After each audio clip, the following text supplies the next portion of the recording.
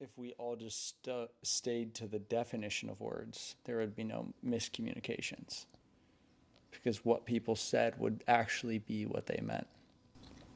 And it's kind of similar to what we're seeing in AI.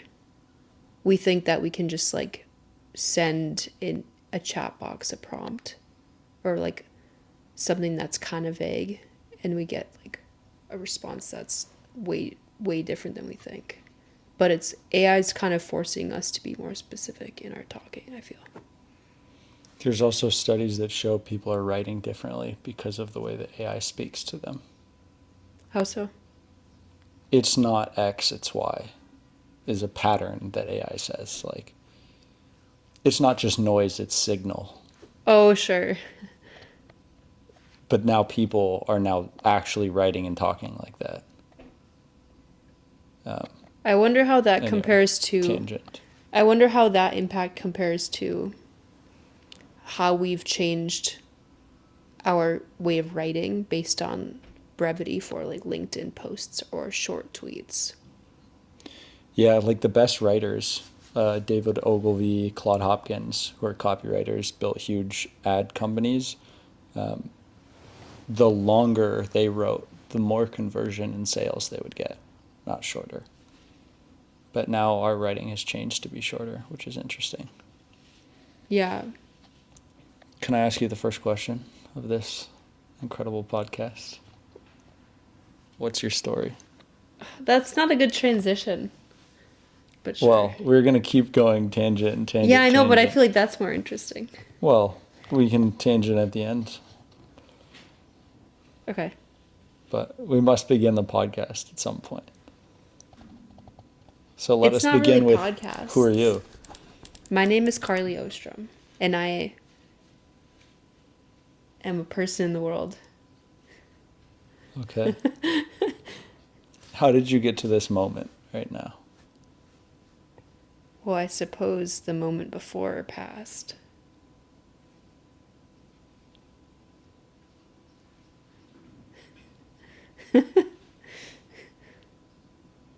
Be more specific. What's your story? Okay. Well, I would say that my story included many distinct parts, but none of them are very interesting until one part, which was when I was in a pretty bad accident almost 7 years ago. Wait, is it the fourth or the third? Okay. On Friday, it will be my 7 year rebirth day. Let's go. Can you bring me a cake? We'll see. Okay. Okay. What was the least interesting part of your story?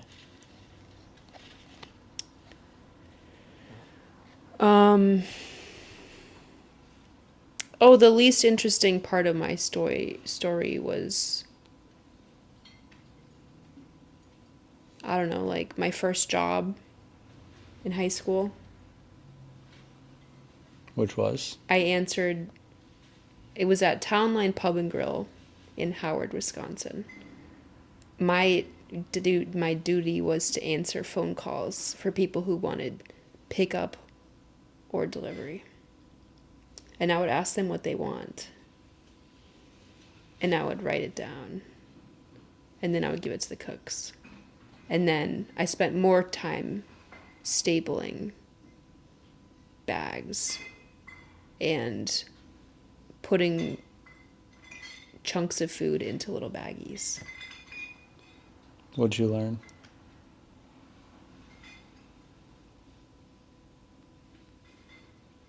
That I didn't want to do that for the rest of my life.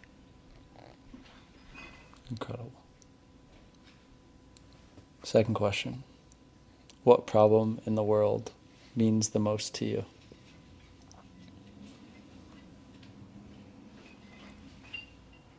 For me, it would have to be that healing and being healthy is a lot more attainable than we think it is.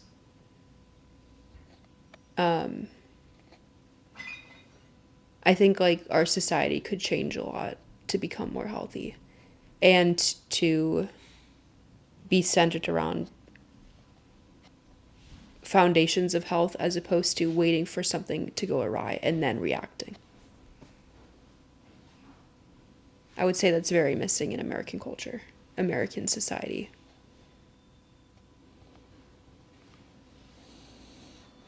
Do you know right now how you might rewrite the health system to better implement foundational health habits rather than reacting to health problems?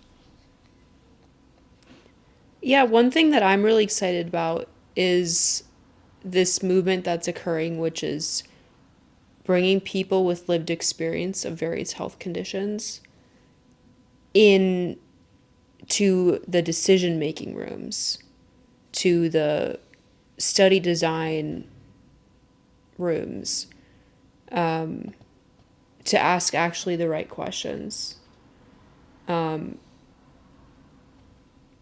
to educate even like medical doctors and providers about how it really goes down and what are the things that are lacking in current standards of care. Because people who have specific diseases, conditions, injuries, they go to pretty extreme lengths to get their health back, and it's often by going far outside of what's already included in mainstream within medicine. And a lot of it is about foundations: diet, exercise, community, sleep. And they're looking for root causes. They're desperate for root causes. The patients. The patients are. Yeah. The people with lived experience. And so people with lived experience have a lot more of a tolerance for exploration and really fine-tune like optimization than you would get if you were to just like show up at a 12-minute visit that can't like go as in depth. So I think I'm really excited to see more and more lived experience programs opening, who are starting to bring some of that like knowledge and wisdom into the medical field from a different angle. I'm very excited about that. Interestingly, the biggest consumer good companies like Amazon start like their entire saying is from the customer, it's for the customer. They work backwards from the customer experience. Yeah. But I don't know a lot of healthcare companies that are working backwards from the patient experience. Yeah. Which gives me, just like from an economic standpoint, a lot of hope that that will happen because of the need that hasn't been met there. Yeah, it's surprising, right? But I think it has to do with a misalignment of incentives. Yeah, which will change. Yeah, it will definitely change because I think as a culture we're tired of this, and people are starting to leave the confines of what's approved and studied enough and given by insurance. People are starting to go into their communities, learn from their peers, and even pay out of pocket for things that truly help them. Yeah, the buying power is shifting. The buying power is shifting for sure. Yeah. And the, I guess, like knowledge power is shifting with so much more access to information with AI. Talk to your doctor on the... Yeah, you can actually become educated and vouch for yourself in the bedside conversations. And for the first time ever, really, patients are showing up really informed about what's going on. Yeah. With a lot of ideas, too, about possible routes. Yeah. Which goes to a conversation we had off camera about doctors being coaches. Right. About how you spoke at Columbia. Mm-hmm. And we were talking with the students there about how they can work to be better coaches, but like walk alongside patients rather than recommending specific things because patients are so well informed, being one of those reasons that they are in a more important role as a coach than only like a doctor. Yeah, like one example is to say, "Oh, I think you should eat healthier. That's going to help you lose weight and that will help with your diabetes." That's one thing. That's usually where medical care will stop. If they The mention it, the advice, if they mention it at all. tell me the statistic about how many people in med school take nutrition classes. Currently, and I think this is supposed to change by 2027. Currently, only about 80% of medical schools have a single nutrition course in the curriculum. Not required. No, it's not part of the 4-year program at all. Right. But with the coaching thing, the baseline should be to mention nutrition, exercise at all. But don't just stop there. Be specific. Say, here is a book I recommend reading that you could teach you about nutrition. Oh, here's a class down the street from where you live that can, they cook healthy meals together every week. Go there. Or, instead of saying something kind of vague like exercise more, you could say, I recommend you do 3 days of cardio, 20 minutes a day, get your heart rate up to at least 160 beats per minute. Go breathe hard. Breathe hard, sweat, Yeah. 20 minutes, amazing. And how about 1 or 2 days a week of weights? Always take the stairs. That might be hard to get to all at once. So coaching step 1 would be like, okay, for the next week, only take the stairs. That's the only thing you have to change. Yeah. We're going to improve it next time. We're going to check in and see how that actually goes. But focusing on like tangibly, how is this person going to change their lifestyle? I think that that's an important coaching kind of mindset that more physicians could bring on, and it would be better for patients. Who's the guy whose hope definition you used? That was a psychologist from the 90s named Rick Snyder. Yeah. Basically, hope is having pathways, accessible pathways to your goal. So them having what exercise and how to do it as a pathway to solving a health problem gives them hope, rather than telling them a problem they have. Yes, exactly. And so Rick Snyder did a lot of research as a psychologist about first defining what even is hope. What does that mean? And he didn't just go to the definition in the dictionary. He interviewed people and, kind of asked, who's someone in your life that you think is really hopeful? And over and over and over, people referred him to others who were not just like blind optimists. They weren't just like happy, positive people. They were people who had a lot of goals. And having goals, they don't just stop at like, oh, I want to be, an Olympian one day. No, they're thinking of their goal and then imagining, what do I need to do to get there? What would that take? Oh, so I need to start training. I need to start training this many days a week with this kind of coach. And, in this many years, hopefully, I'll be on my way towards that. They have pathways. And then the third thing is resources. They look for resources from within themselves to, find like strength to be deliberate and intentional and structured enough to train. Or maybe it's like, oh, well, I need to talk to my parents because I need to join this team that costs some money. Could they help pay for that? That's a resourcing thing. Hopeful people are not just silly blind optimists. They're people who are motivated with goals. Yeah. If you can do basic arithmetic, you can achieve pretty much any goal, including world records, because you just work backwards by Right. how much do I need to do, and you take chunks out of it. Exactly. Last question for you. What person that you've met is the most impressive person? Impressive person. What person that you've met is most impressive to you? There are two people that come to mind. The first is Bob Wold, who is the director of Cluster Busters. He spent the last around 30 years working within the community of people with cluster headaches to... Tell the world what cluster headaches Oh, are. cluster headache. I don't have cluster headache. I never did.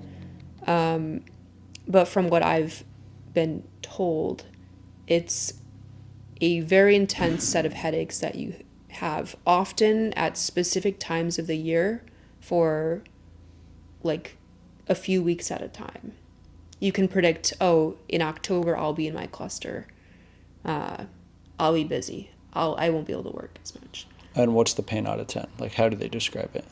They've described it as more painful than being shot, having doing childbirth. So, like, awful headaches that you can anticipate on a schedule. Yeah, and it's described as like being stabbed in the eye with a molten fork. Yeah, awful headaches. Awful. Okay. Bob Wold spent his life fighting that, working to help people relieve the symptoms or stop them from having chronic cluster headaches. Yeah, because, within the community of people with cluster headache, it's called the suicide headache. People are so desperate for, relief and control of this thing that within the community, they share really transparently what they're finding helps. And in the 90s, someone figured out that their clusters just ended ever since they did LSD at a music festival when they were 21. That individual continued doing mushrooms, psychedelics pretty regularly for a few years, and he had no cluster headaches. He was telling people about this. Not even on purpose. No. He was just doing it. Eventually he figured it out. The music festival was a one-off thing. But it wasn't like a specific dosage or anything that he was trying to cure this. No. Yeah. No, he just did it recreationally. Yeah. As a young person. And it just so happened to lead to basically the largest breakthrough treatment for cluster headache that science never would have found on their own. But within the community, they found that this helped. And they've been refining a protocol and best practices for it for the last 25 or so years. And they've done research with Harvard, with Yale. They lobbied for a decade to get the Centers for Medicare and Medicaid to cover oxygen tank therapy, which previously you could only get if you went to the ER during your cluster headache, which is like an impossible task. Right. So Bob Wold. Bob Wold is just impressive. He's an extremely kind person, and he spent his life devoted to his people and to pushing the rest of us in society forward when we just weren't fast enough or imaginative enough to actually provide solutions to these people. You said there are two people. Who's the other most impressive person? Another role model of mine is Dr. Sue Sisley from the Scottsdale Research Institute. She's been really passionate about researching and understanding natural medicines way before it was popular, way before before the DOJ liked it. Yeah, before the DOJ, before the executive order, before... She sued the DOJ and won. Yeah. She's been working for the last 16 years on the Scottsdale Research Institute. And is currently... What's her strain called? The strain of mushroom that she's gotten approved by the FDA? You know, I do know. I love I'm this. having an aphasia moment. It is called Jedi mindfuck. And on every legal document that the FDA writes to her or she writes to them, No, no, this is the DEA. You always DEA, get this confused. FDA, DEA. but is it not FDA? Wouldn't they It's also? probably both, but I think the specific photo that she showed us was for the DEA. Well, the DA has to write Jedi mindfuck. Yeah. So that's incredible. She's the only person in the U.S. that has the license to manufacture full psilocybin mushrooms in this specific strain. Yeah, and she also has some other psychedelic plant medicines. And they own 8 facilities in nature where people can go I and don't have space to do I don't know if it's 8.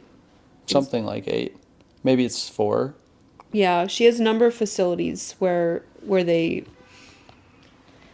Google her. where they administer psychedelic ceremonies. And she's impressive to you. Why? Both her and Bob are people who were unwilling to just take for granted that this is how it is. This is the pace we have to work at. Yeah, it sucks. I know it's horrible, but yeah, sorry. As a patient, as a person who's been through a lot of medical trauma,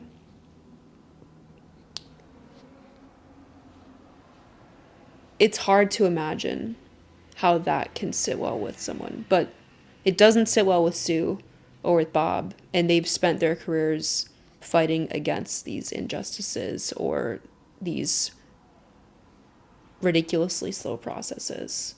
And of course, to push back against the war on drugs. Incredible. Do you want to ask me any questions? Get your lick back? What? It's just a saying. I've never heard that. It's like Is that somebody, like an ice cream cone? No, it's like somebody punches you, so you got to get your lick back, and you punch them. I asked you questions that you've been nervous about for a little while, so I'm giving you an opportunity to ask me questions so that you can feel better. Oh, so that I can feel better. Yeah, Oh, that's so nice. I'm looking James. out for you. James, what do you think today is the most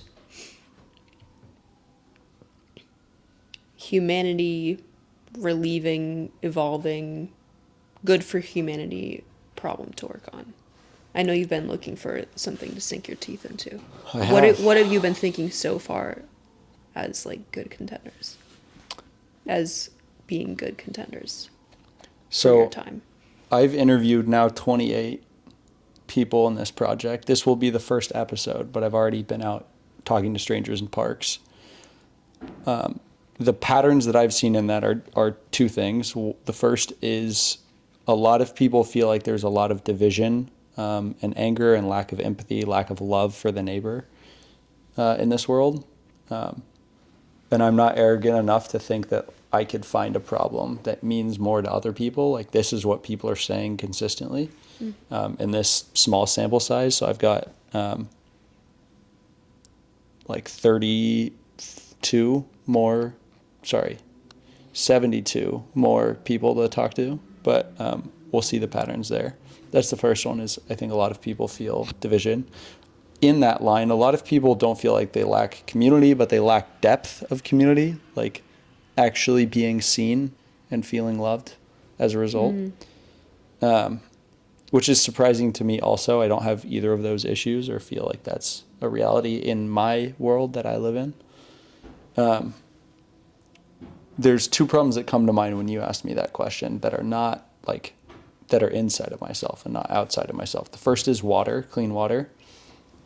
Scott Harrison with Charity Water spent his life going after that. It solves 52% of diseases, I think. Is it mostly an issue not in the U.S.? Not in the U.S. Yeah. Like, there's some places where the pipes have gone bad or stuff, but in most other countries, this is an issue. And it solves a lot of hospitalizations. So that's a super high leverage issue because we already have the solution. We know how to fix it. It's just a raising money problem. And it solves, like it saves a ton of money and lives. Second problem that I think of is just education. Like a lot of people like to say that the cemetery is where the most potential lies, but I would disagree with that. Who says that? It's like it's a saying because so many people have died without realizing their potential. Oh, I see. I don't think Oh, I that's see. true. Okay. I think it's always like the potential. Even like if we look at like a potential energy type calculation, it's always the youth of the world that are undereducated, given like too small of opportunities, not pushed hard enough. And that for me is a big issue. Like I beat a lawyer in court for my freedom and spent quite a few years trying to figure things out, and I still am in a lot of ways because I had to like kind of build alone. The education system wasn't very helpful helping me build things. So for me, the biggest problem is that like all of the issues are solved by the future, which is these kids. And we're not doing a good job of teaching them to find creation that feels like play.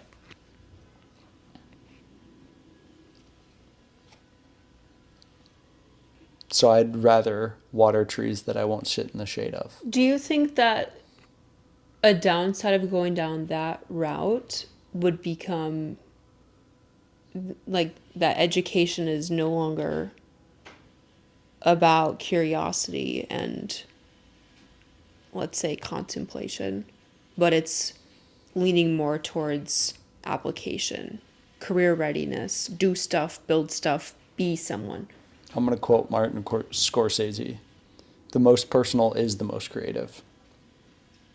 The problems that people are best qualified at solving are the ones that they have as their kids because they know them most intimately. So people will only be able to really thoroughly solve problems that they are passionate about, that they have. So I like have no worry about that at all. Like they'll only effectively solve problems that they know well and care about. Yeah, well, that's kind of That's the lived experience thing. that's exactly Yeah. that's exactly why lived experience, if more embedded in healthcare, would lead to better outcomes for people. Yeah, I think the problem would be arrogance of like me telling kids to do something. Right. It's like never ever a good, like let the customer choose what they want and then just deliver on what the customer wants. I think that's very much been lost in this society that's been hyper corporatized. No one really, as a child, imagined working 9 to 5 and spending most of their paycheck on Netflix subscriptions and Uber Eats. Well, why would the corporate world, why would that cause not going from the customer? Because it just doesn't, like, why would that? No, I think it's just because we've steered people away from their dreams, their passions, and been like, swallow those, Take a safe route, take a basically? safe route, you know, be steady.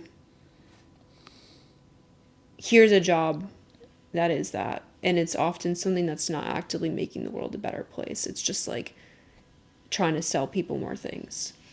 As opposed to the other route, which is like what you're saying. Build something that you think like the world needs. Build something you're passionate about. Yeah, I don't have income right now. Like, I don't have a job. And I still think the greatest play that I can make is working on and doing things that I'm excited about and want to do. Mm-hmm.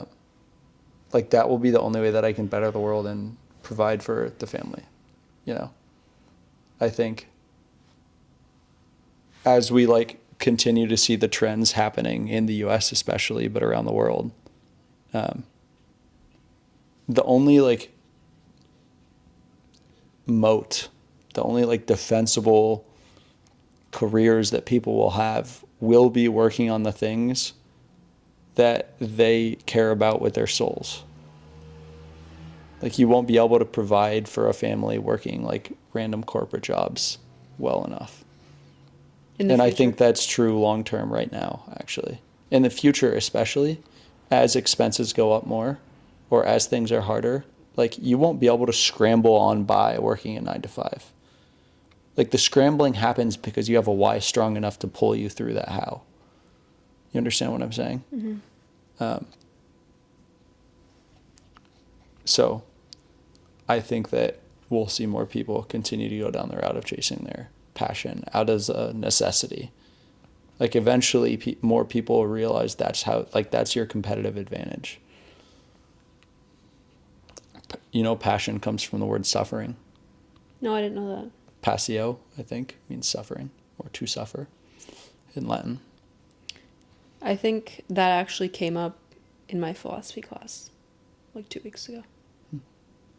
You get 2 classes in this week then. There we go. Thanks for being brave and doing my podcast. You are welcome. Incredible.